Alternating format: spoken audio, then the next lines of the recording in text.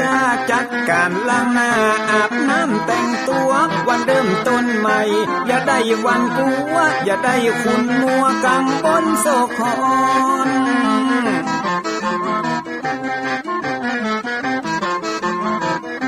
อย่าเอาน้ำคุณมาขังคอนอย่าเอาน้ำฮ้อนมาลวงหัวใจฮ้อนอ้วมอารมณ์คุณคองมาตอนฮับวันใหม่นี้น้องของ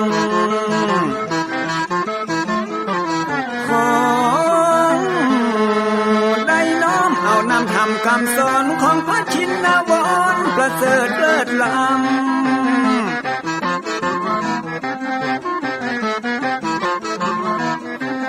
จุงจิตใจคือออกจากธรรมบ่ฮือด่างดำโศกเศร้ามัวมองแสงแห่งธรรมะนั้นเป็นแสงทองส่องใจเรื่องร้องตึงวันคำเจ้า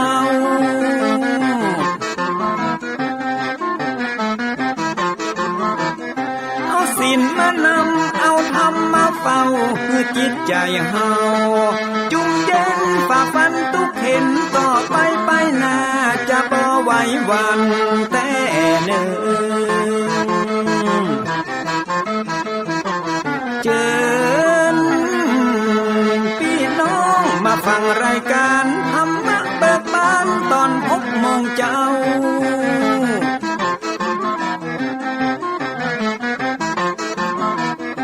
ฟังธรรมปื้นเมืองอันเป็นแบบเบาท่านพระครูวิสิทธิ์ศีลาภรณ์ตั้งใจเจ้าคณะตำบลป่าแดดนอนในเจ้าอาวาสวัดวังสิ่งคำตนนี้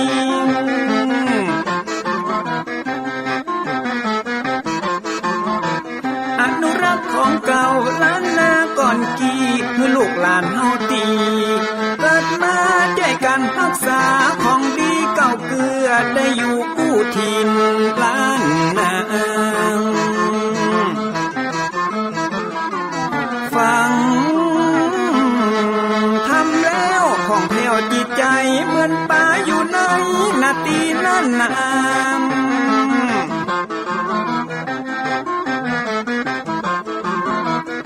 เหมือนไม้สลีอันมีไม้กำเหมือนเสืออยู่ธรรมดงดอยคุณเขาสุขของมนุษย์ยิ่งใจหมู่เฮาสุขที่ได้เอาธรรมะห่มตุ้ม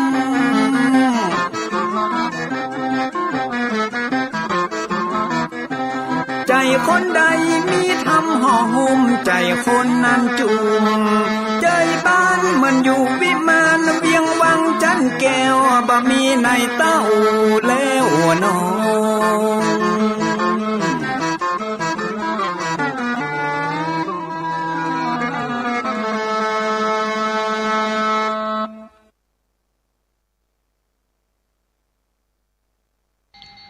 ขอยกมือ10 นิ้วกราบนอบน้อมอย่างพระติรัตนเกล้าเจ้าตั้ง3 ประการอันหมายมีพระพุทธพระธรรมพระสงฆ์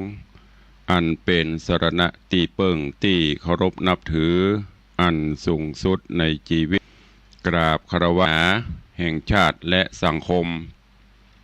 คลื่นเพื่อการศึกษาพระพุทธศาสนาและวัฒนธรรม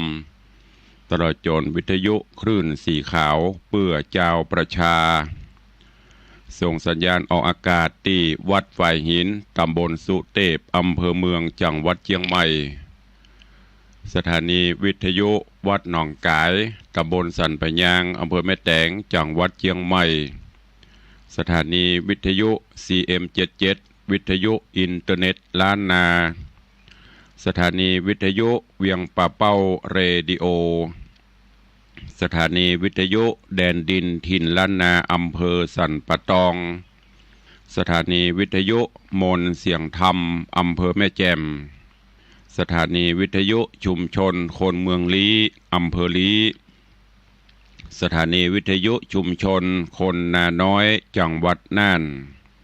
สถานีวิทยุสีคำเรดิโออำเภอเวียงสาจังหวัดน่านสถานีวิทยุเสียงใสเรดิโออำเภอตาวังผา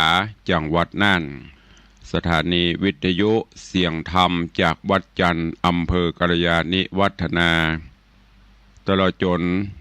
สถานีวิทยุชุมชนเสียงตามสายหอกระจายข่าวพร้อมกับเจริญสุขเจริญปอนญาติโยมที่ติดตามตั้งสถานีวิทยุวัดห้วยตองซักอำเภอจอมตองจังหวัดเชียงใหม่ทุกสถานีพร้อมกันนี้เจริญปอนญาติโยมที่ติดตามรับฟังต่างเฟซบุ๊กเฟซไลฟ์ต่างเว็บไซต์ต่างๆเพราะว่าจะเป็นเฟซบุ๊กของวัดวังสิงห์คำเฟซบุ๊กของธรรมะ104ธรรมะใครเครียดเฟซบุ๊กวัดไฟหินเฟซบุ๊กของวัดศรีรัตนมงคลลอกยาวแล้วก็หลายๆเฟซบุ๊กเนอะของญาติธรรมที่ได้สดับรับฟังเสียงธรรมในยามเจ้า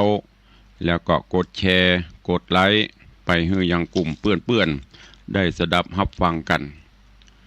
รายการนี้ดำเนินโดยอาตมภาพพระครูวิสิทธิ์ศรีลาภรณ์เจ้าคณะตำบลประเดชเจ้าอาวาสวัดวังสิงห์คำตำบลประเดชอำเภอเมืองจังหวัดเชียงใหม่เป็นผู้ดำเนินรายการผู้อำนวยการคลื่นสีขาวแจ้งว่าตอนนี้ก็ได้ลิงสัญญาณไปแถม1สถานีคือความถี่95.75ของดีเจอ้อยอำเภอโสปราบจังหวัดลำปางต้องขออนุโมทนาด้วยเนอะกับดีเจอ้อยจากโสปราบลำปางที่ได้หันประโยชน์ในการฟังน้ำฟังธรรมลิงสัญญาณฮือญาติโยมต่างโสปราบลำปางได้สดับรับฟังกันตอนนี้ไปตั้งอกตั้งใจฟังธรรมเทศนาวันนี้มาเทศนาฮือญาติโยมทั้งหลายได้รับฟังณโอกาสบัดนี้นะโมตัสสะภะคะวะโตอะระหะโตสัมมาสัมพุทธัสสะนะมาสิงกาโรพุทโธอันว่าพระพุทธเจ้าตนผาเสริฐกว่าโลกตั้งสามเตสิตังพระก็เตสนายังเตวัตตูตั้งหาตันตั้งหลายจุงทอมทาดาฟังเพื่อฮือเป็นสัจจังแน่แจ้งฮือเป็นที่หูแห่งสังขารกู้วันคืนการกินการอยู่ทุกผู้กู้ยิงใจอย่าปากันอยู่บอดได้ปังเป่าเฮือปากันคืดเล่ายังโตน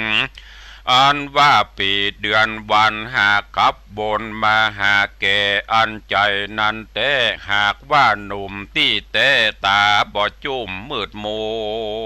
วแม้นว่าผมยังหัวก็งอกเขี้ยวก็ลุดหล่อนออกไปหลายเนื้อหนังกายก็หดหูจักเป็นดังอีกู้ยิงใจควรดีปากันคงขวายกะตำบุญฮือตันรักษาศีลเมตตาภาวนาหาความดีใส่ตัวไปใจอย่านับใดอยู่นอนได้การตั้งตาไผ่บ่หูจะได้ฟู่อูสักเสริญปีเดือนเกินขับฮือแก่เปียที่แผ่พับตัวอย่านับใครหัวจะกวายฮือกึดหนีหายสู่ต่างดีอย่าถือแก้วอันบอบมีก้าแก้วต่ำจ้าบอดดีเอาฮือปากานาถือดวงเผาเพชรแก้วอันมีก้าแล้วดีงามขาลองจามกึดฮอดเอาใจจอดหาดูยังหมู่ศาสตร์น้อยใหญ่อันเดือดไม่ตุกขา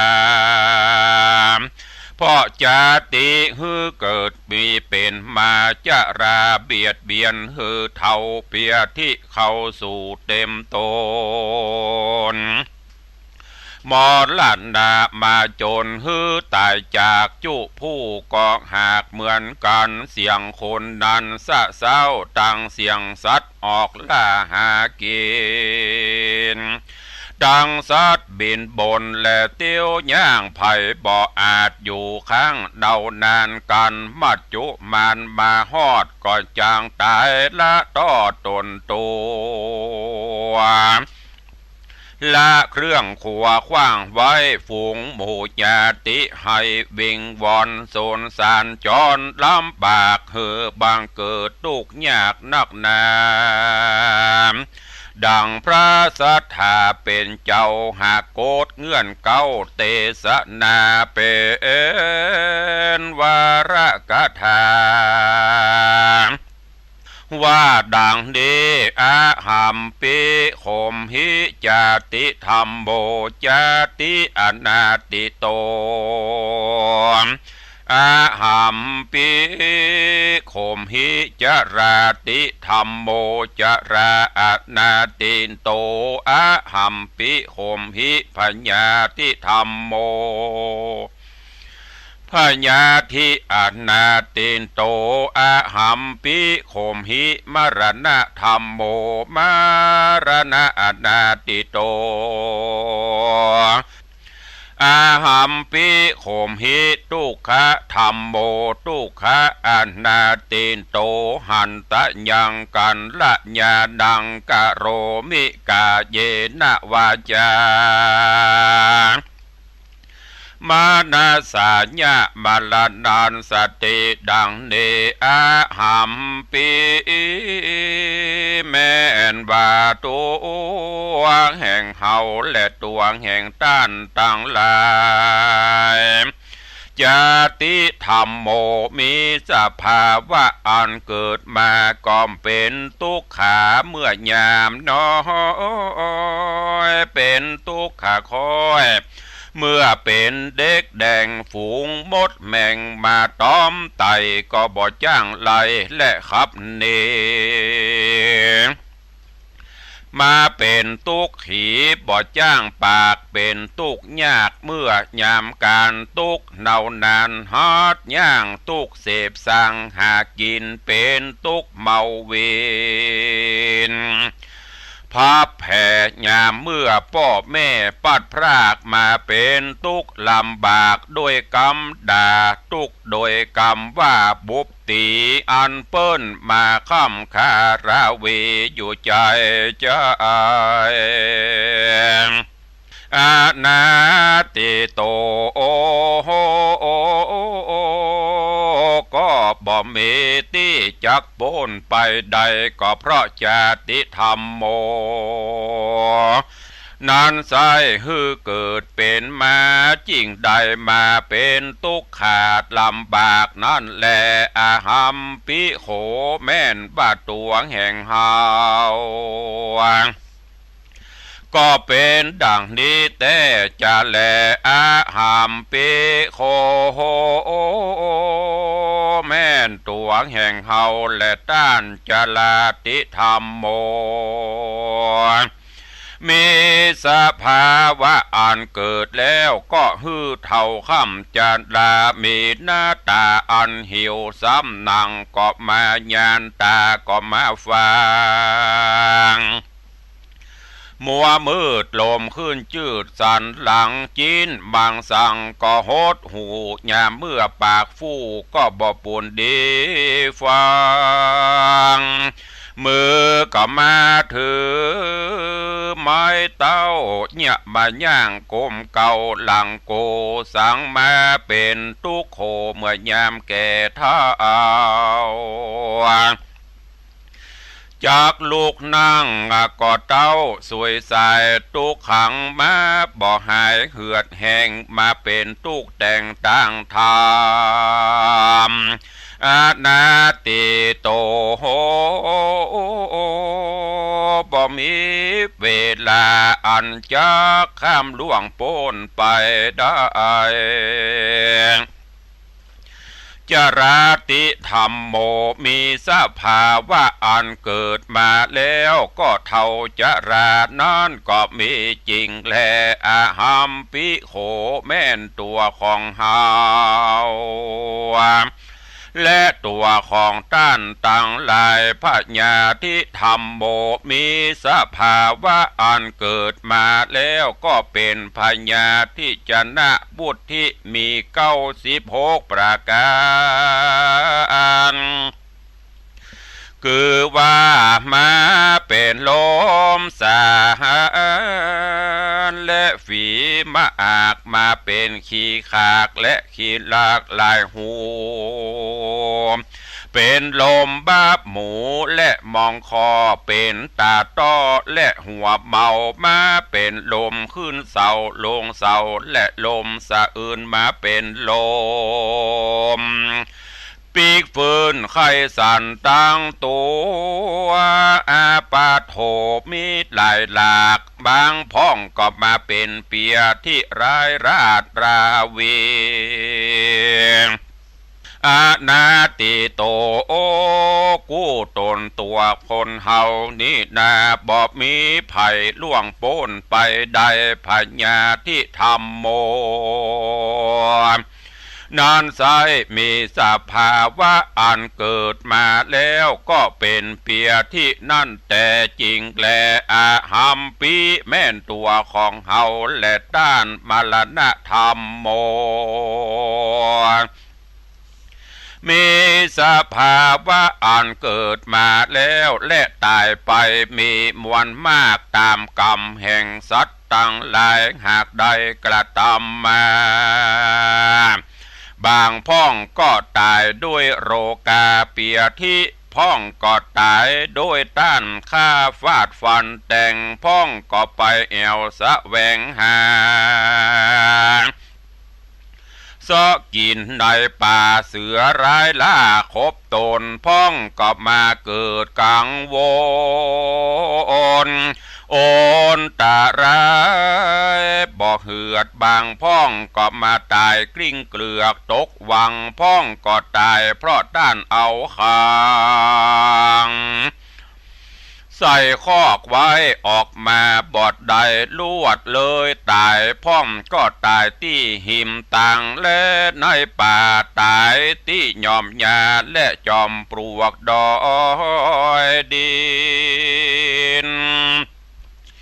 แห่งกาลงกินยะยาบตามกรรมวิบากแห่งภัยมันอันตนได้กระทำมาในชาติก่อนย่อมได้ติดทำตัวตามตนอนาติโตบ่มีอันจากล่วงโป้นไปได้แลมรณะธรรมโมมีสภาวะอันเกิดมาแล้วก็ตายไปนั้นแต่จริงแลอาหัมปีแม่นตัวแห่งเราและตัวแห่งต้านทุกโคทุกโคธรรมโมก็จักมีสภาวะอันเป็นทุกยิ่งทุกค่อนขิงหลายสารเมื่ออยู่เป็นคนก็ทุกหลายอย่างหลายต่างมีต่างๆนานากันว่าตายไกลกามวยบางลางเตื้อก็ได้เกิดเป็นสัตว์บางเตื้อกำจัดหือตกต่ำไตไฟนรกไม่เหิงนานล้างเตื้อก็ได้เป็นคนตุกพลานและได้เกิดในกำเนิดเป็นเพศเพราะเหตุว่ามีจิตให้ยามเมื่อจักตายดับคานตุกมาตันเมื่อเสียงเขตจริงกลายเป็ดไปเกิดเป็นเพศและผีได้ตกอเวจีแล้วมาเกิดในกำเนิดเป็นเพศหลอกและได้เกิดมาเป็นสัตว์วิบากมากำจัดและแต่งบ่ฮือหูดีแห่งต่างงามบางพ่องบุญกรรมติดตาม โดยไต่ก็ได้ไปเกิดเป็นสุขลำเลิศในที่ประเสริฐเป็นอินพรหมได้เป็นเทวบุตรเทวดาโตโอโหนวิเศษเพราะเหตุว่าอำนาจบุญกรรมเขตที่ใดกระทำมาอายุสังขาราก็ยืนมากกวางบอกมีที่อ่างต่างทุกมีแต่ความสุขหาประมาณบ่ได้อานาติโตโอบ่มีไผล่วงพ้นไปได้ทุกตัวคนแม่นแต่จริงแลตัดสมาเพราะเหตุดังอันแม่นว่าตัวแห่งเฮาและตัวแห่งต้านตั้งหลายการละญาติดังก็ควรรีบกระทำกรรมอันดีงามคือว่าฮือตานรักษาศีลเจริญเมตตาภาวนาปล่อยใจกาเยนะด้วยกายวาจาญะโดยปากมนาสาโดยใจแม่นคนที่ตายไปและดับขันฝูงคนอันอยู่ไปหลังก็บอกวันให้หาปริเวทนาอื่นอ่อนบอกกวนเป็นทุกย้อนโดยต่างตายบอกวันเสียได้โดยคาบเน่าบอกวันโศกเศร้าโดยมัจจุราชจะทำว่ำวายการให้หาคนตายนี่นาบ่เป็นภาระนาบุญสักอย่าเต้าเป็นทุกข์ลำบากแก่ผู้ให้ควันดีร่ำเปิงไปมาใจเพราะเหตุว่าเฮาร้องไห้มันก็บอกคืนมากาญาอากาตาแม่นตัวของเฮาก็ยังจากตาไปบ่จา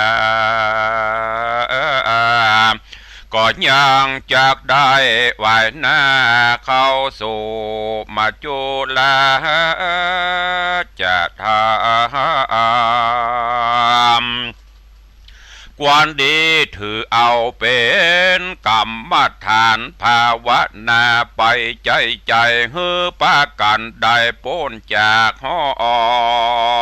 งได้ขายแห่งสงสารจุงปากันได้ปันติบัตตามคำสอนแห่งพระบวรสอนสั่งเบือนดังน้ำตกหลังรินคำเทวตุโอตาฮือปากันจำเริญไว้จุวันอย่าได้ปากันอยู่ยำบอดได้ปางเป่าฮือได้กึดเล่ายังโตนมีใจเวโวนสอนใจต่างที่บอดดีไปต้านก็มาสอนบอกฮือแจ้งจอดในใจเมื่อชีวิตเป็นไปและตั้งอยู่ฮือใดสอนใจกูกับตนตัวอย่านับได้ใครหัวว่าตัวเฮายังหนุ่มนาจุ่มมีวานยามมัจจุราชมาตานเมื่อหนุ่มบาปเข้าซุ่มยามตายจักบ่สบายเพราะวิบากอันมาจักลากนำไปอย่าได้เกิดใจว่าตัวเฮายังหนุ่มเมื่อยามเท่าก้อยกระตำบุญร้อนว่าความตายมาสูญเมื่ออายุหนุ่มนั้นก็จักมรณะไปบ่มีอันใด จักเอาไปตัวใดมีแต่บุญกับบาปกรรมที่เฮาได้กระทำไว้ย่อมติดตามไปแลนะชายาอิวะเหมือนดังเงาเตรียมตนฮือได้สะเวยผลเป็นสุขและทุกข์กู้ตามกรรมสงสารอันนี้นอมัจจุราชธรรมนินอมันตึงบ่อโปนได้สักอันแหละมันบ่ยอมเว้นแว่แก่คนได้อปิเยหิวิปโยโคทุกโขปิเยหิบางพ่องหักกันจังกันจักตายเบื่อหน่ายก็พรากจากกันไปเพราะกรรมเวรเป็นสายใหญ่ทุกเห็นใจบ่ใจหน่อยเป็นทุกขาคอยแห่งเวรานุเวนปิเยหิวิปโยโคทุกโคหากกันแป่งกันบอดใดไปอยู่ด้วยกันต่างอยู่ไกลกันต่างห้องไกลเต้ต้องแห่งต่างเตียวมีดงเขียวและปูดอยมาขอบข้านแสนที่หักนั้นก็บ่ได้ไปถึงมีแต่ใจกือเติงหาเต้าเจ็บป่วยนั้นก็บ่ได้ไปจูฝูงปุถุจัดนางบางพ่องก็อ้างว่าจักกระทำบุญลวดบ่ได้กระทำแต่มัจจุราชมาข่มแป้ขับตายบุญบ่มาติดต่อมีแต่ปากอ้างล้อว่าจะกระทำบุญลวดหายสูญปังเป่าเนินนายกำปากเล่าว่าได้ลวดตายไปด้วยกินแหน่งบาปกรรมแฝงติดต่อตกนรกก่อกรรมเวรเป็นตุกเห็นในนรกฮือไฟมกมาดไม่ปาการร้องไห้เวทนาปาหูจะนาจุงฟังราจำชื่อฮือทีเพื่อเฮือหูตีนักและเบาอย่านึกว่าตัวเฮายังหนุ่มตาใสจุ่มไปตั้งวันอายุขันทังก็แก่วันและเวลาก็แผ่ไปถึงวันปีเดือนวันปั่นหือเท่าแก่บ่เว้นแว่แก่คนใดสักคนปุถุชนเฮาทุกหมู่จุผู้กู้ยิ่งใจกวนปากันคงควายกระทำบุญหือตานรักษาศีลเมตตาเจริญภาวนาไปใจจะได้อยู่นอนใจจงปากันจำศีลกินทานไปอย่าขาดอย่าได้ประมาทบุญกรรมการว่ากระทำบุญไปทีละเล็กละน้อยก็ฮือมีจิตเจตห้อยตั้งบุญเต็มว่าใดตันน้อยก็จูงมีจิตเจตห้อยในบุญญาเขตก็จักเป็นเหตุฮือมีกุศลลายอุปมาเหมือนไฟนิดเดียวบ่ได้เผาป่าก็ยังลูกไม่กว่าลามลายอย่ากระทำบาปหมายผิดแผกตัวเฮาจักได้เบาบาปตายโดยอุปมาเหมือนคนขี้ขวยมาป้ออย่าได้ก่อบาปแม้แต่นิดเดียวมันจากโลกเป็นเปร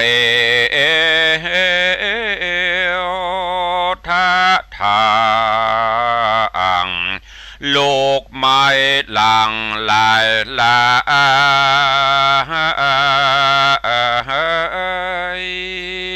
ปากันได้ตั้งจิตใจหมายติดต่อฮือมันก่อการกุศลช่วยกันหนุนติดต่อฮือได้หักษาศีลก่อหัดใจมันภาวนาไปอย่าขาดตังเส้นนี้หากงามดีนรกอเวจีบ่หันได้ไกลสะเวยสุขได้ตามใจมีความสวัสดีไปบ่หูท่าเอามีอายุยืนเตียงเต้านอตีคามคือวาดนิพพานาเวียงแก้วอันเป็นที่แล้วคือยอดนิพพานาก็มีโดยประกาศดังกล่าวมานี้อีกแหละนะนิธิตังขีญาสังวันนาอันกล่าวเทศนายังเทวทูตตั้งหาก็บังโกมสมเรสเดชญาติโยมศรัทธานาบุญตันสาธุชนทั้งหลายวันนี้ตุเจ้าได้นำเอาธรรมเทศนาสอนจิตสอนใจเตือนจิตเตือนใจญาติโยมตันสาธุชนทั้งหลายคือเรื่องเทวทูตทั้งห้าหรือว่าทูตของเทวดาที่ได้มาปกเกล่าวเป่าสารเตือนญาติโยมศรัทธาบ่ให้ได้มัวเมาประมาทในชีวิตในความเป็นอยู่จะไปเกิดว่าตัวหนุ่มกำนำไม้กำลังวังชายังแข็งแรงอยู่บัดถึงเวลาที่จะต้องตายง่ายเตื้อมัจจุราชยังมาถึงเติงง่ายเตื้ออันนั้นเป็นการกึดที่ผิดเนอะมันว่าความตายมันบ่พึงเบนใบแก่ภัยผู้ใดกรรมมาถึงมัจจุราชมาเติงตันย่อมจะต้องปัดต้องพรากต้องตายจากกันไปบ่เลือกหนุ่มบ่เลือกแก่บ่เลือกเท่าชะเลแก่ชราเพราะฉะนั้นเฮาเกิดมาแล้วก็ต้องมันสร้างคุณงามความดีเมื่อเจ้าเฮาตื่นมาพบเฮายังมีลมหายใจอยู่นั่นก็แสดงว่าเฮายังจะต้องอยู่ผจญในโลกนี้กับสิ่งหลายๆอย่างอย่างที่เปิ้นว่าโลกกระทำ8ที่ครอบงำในตนในตัวเฮาถึงวันบางวันก็ดีใจบางวันก็ทุกข์ใจบางวันก็สุขบางวันก็ทุกข์บางวันก็ได้รับเสียงสรรเสริญเยินยอบางวันก็ได้รับเสียงติฉินนินทาสิ่งเหล่านี้ที่มันครอบงำจิตใจครอบงำสัตว์โลกอยู่ถึงวันและจะต้องเป็นไปตามกรรมได้ยศผ่องเสื่อมยศผ่องได้ลาภเสื่อมลาภผ่องเนี่ยมันบ่แน่นอนเสมอไปคระเคล้ากันไปที่สำคัญแล้วเฮาจะต้องมีจิตใจคือเป็นบุญเป็นกุศลจิตใจเป็นสมาธิใจสติปัญญาพินิจพิจารณาอันไหนดีก็ปฏิบัติไปอันไหนที่มันบ่ดีก็เลิกละไปจะไปเป็นปัญหาสังคมลูกหลานก็เช่นเดียวกันต้องเป็นลูกที่ดีของพ่อของแม่เป็นลูกหัวแก้วหัวแหวนช่วยเหลือและที่สำคัญนั่นดีบดีดูที่ความกตัญญูกตเวทิตาธรรมลูกเต้าคนไหนดีบดีพอที่มีความกตัญญูฮู้คุณพ่อฮู้คุณแม่เข้าตามน้ำเนาะช่วยเหลือเพื่อแผ่สงเคราะห์อนุเคราะห์คือพ่อแม่ได้ทุกอกทุกใจคือพ่อแม่ได้เจ็บกรรมละกรรมใจคือพ่อแม่ได้ต้องมันละเวเหหนเป็นทุกขบนกับตนกับตัวเนี่ยคือพ่อแม่บำรุงพ่อแม่ด้วยอาหารกายด้วยอาหารใจอาหารกายนั่นก็คือเข้าตำน้ำเนาะเลี้ยงดูปูเสื้อผ้าอาภรณ์ผลหมากหลากไม้อันไหนที่หันบ่าควรแก่การที่จะนำไปคือพ่อคือแม่ผู้มีพระคุณก็นำไปแต่จะไปรอบางพ่องนี่พ่อแม่บ่เคยอย่างยุกผลไม้บะเดียวตามฤดูกาลพ่องนอกฤดูกาลพ่องพ่อแม่บางคนบ่ได้กิน เอาไปฮื้อเปิ้นกินเอาไปส่งฮื้อเมื่อเปิ้นมีใจยังดังสาบนี่เปิ้นว่ายามเจ็บไข้ได้ป่วยกินหยังบ่ได้เอาไปเนาะเต็มมันป้อกินนิดหน่อยเนาะแม่กินนิดหน่อยเนาะกินก็บ่ได้คือกินเมื่อยามเปิ้นอยู่สุขสบายนี่ที่สำคัญเนี่ยมันนึงคืออาหารใจจะไปแย่อย่างฮื้อป้อฮื้อแม่ได้ตุกอกตุกใจจะไปสร้างความลำกำลำบากฮื้อป้อฮื้อแม่ได้น้ำตาตกอันนี้เป็นสิ่งสำคัญและที่สำคัญเนี่ยมันนั่นก็คือเฮาฮู้วันเกิดแต่เฮาบ่ฮู้วันตายวันเกิดมาปบส่วนเสเฮฮากินเหล้ากินเบียร์เต้นห้องเพลงกันบุญวะบุญวายม่วนแต่วันตายเฮาบ่ฮู้จะตายที่แห่งโหนตำบลใดตายด้วยอาการจะได้เฮาก็บ่สามารถที่จะฮู้ได้ดังนั้นเตวทูตทั้ง5ได้มาเตือนสติเฮาท่านทั้งหลายอย่าได้ประมาทในความเป็นอยู่ในชีวิตเร่งรีบสร้างกุศลคุณงามความดีตายแล้วบุญกับบาปตานะที่จะติดตามตนตัวเฮาไปเพราะลูกหลานก็ตึมไปด้วยเฮาฮักกันปานใดก็จังเขาก็ตึมไปตัวยกศพขึ้นกองฟอนจิบภาเผาคนก็ไปส่วนคนผีก็ไปส่วนผีอันนี้เป็นสัจธรรม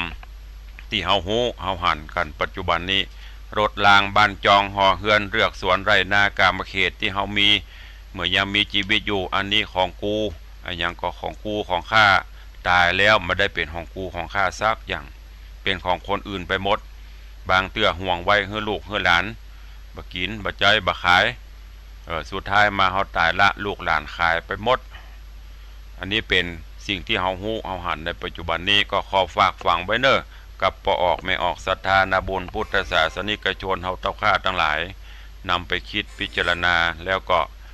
นำไปสอนตนสอนตัวสอนลูกสอนหลานเอาไปประพฤติปฏิบัติกันขอความสุขสวัสดีบังเกิดมีกับญาติโยมท่านสาธุชนทั้งหลายอยู่เย็นเป็นสุขจุ่มเนื้อเย็นใจขอให้มีสุขภาพพรานามัยสมบูรณ์แข็งแรง120 ขวบเข้าพรรษาได้อยู่กินอยู่ตานปรารถนาได้สมความปรารถนาเหมือนกันจุตนจุองค์จุผู้จุคนเนอจัตตารโอธรรมาวัฏันติอายุวันโนสุขังปะลัง